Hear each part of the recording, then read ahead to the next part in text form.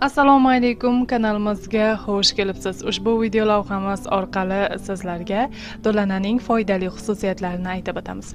Do'lananing bir hovuchi iste'mol etilsa, kun bo'yi kishining nafaqat tashnalik, balki ochlikda ham asqotib, unga yaxshi kayfiyat, bardamlik va quvvat hadya etadi. Shu boisdan bo'lsa kerak, do'lanani lotin tilida gratas, kuchli deb ataydilar.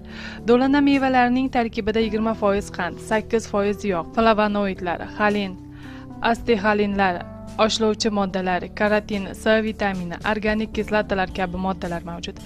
O'zbekiston sharoitida o'sadigan do'lananing ba'zi turlarida B1, B2, PP, C, E vitaminlari borligi aniqlangan.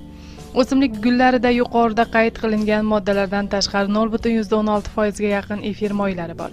Abu Ali ibn Sino do'lananing shifobaxsh xususiyatlari to'g'risida bunday deb yozgan: Do'lana safroni so'ndiradi. Boshqa mevalarga qaraganda suyuqliklarning oqishini kuchli to'xtatadi. Ich ketishini bartaraf qiladi va siydik tutilishidan saqlaydi.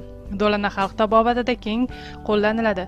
Ko'pgina jahon xalqlari xalq tabobatida do'lanani ich ketishida, toliqishda, aqliy horg'inlikda, uyqusizlikda, asabiylashganda, yurak og'riganda, klimaks davrida, revmatizm asoratidan paydo bo'lgan remokarditda, aterosklerozda, qon bosimi oshganda, bosh aylanishi, yo'talda iste'mol qilinadi.